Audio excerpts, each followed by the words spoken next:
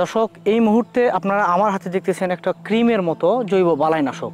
এটা একটা টিউবের মতো, মানুষের শরীরে ব্যবহার করার মতো যে মলম, ঠিক সেই রকম একটি মলম। এটা হচ্ছে কুমড়ো জাতীয় ফসলের অথবা মাচা জাতীয় ফসলের পুরুষ মাছি পোকা দমনের জন্য খুবই গুরুত্বপূর্ণ একটি জৈব বালাইনাশক। এইটার নাম হচ্ছে কিউট্র্যাক মেল। এইটা আমরা কিভাবে ব্যবহার করে আমাদের শতভাগ মাছি পোকা দমন করতে পারি, এই বিষয়ে আপনাদেরকে একটু হাতে কলমে দেখানোর চেষ্টা করতে হবে।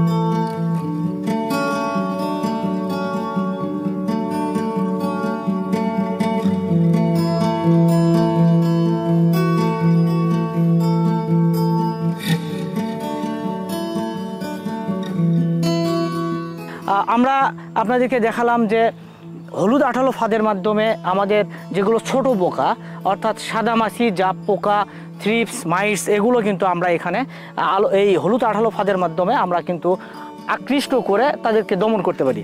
দর্শক, আমরা কিন্তু ফেরোমন ফাঁদের নাম শুনেছি, যেখানে একটা বয়াম সেট করতে হবে, তার মধ্যে একটা লিওর অথবা তাবিজ আমরা সেট করে থাকি এবং সেখানে নিচে কিন্তু আমাদের সাবানের গুঁড়ার পানি দিতে হয়।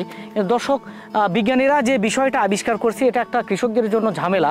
এই কারণে দর্শক এইরকম একটা জেল আবিষ্কার করছে।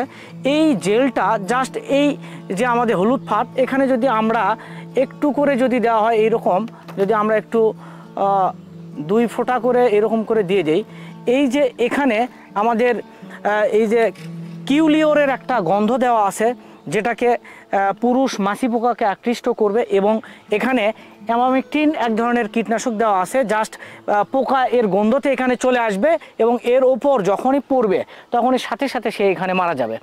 এই যে দুইটি জৈব বালাইনাশকের কম্বিনেশনে আমাদের এই যে মূল্যবান ফসল, মাচা জাতীয় যে মূল্যবান ফসলগুলো আছে, ঝিঙা, চিচিঙ্গা, লাউ, করলা, ধুন্দুল, এই জিনিসটাকে আমরা কিন্তু এখানে এই ফাঁদ পদ্ধতির মাধ্যমে মেরে ফেলতে পারি।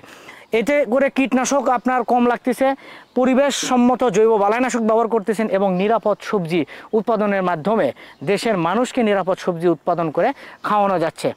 এর চাইতে বড় প্রত্যাশা আর কী হতে পারে? দর্শক, আপনাদের এই পদ্ধতি যাদের ভালো লেগে থাকবে, তারা আপনারা এই পদ্ধতির মাধ্যমে জৈব বালাইনাশক দিয়ে আমাদের মাছা জাতীয় ফসলের রোগ এবং পোকা এবং মাকড় থেকে ফসলকে রক্ষা করব এবং বেশি ফসল উৎপাদন করে লাভবান হব। ধন্যবাদ সবাইকে।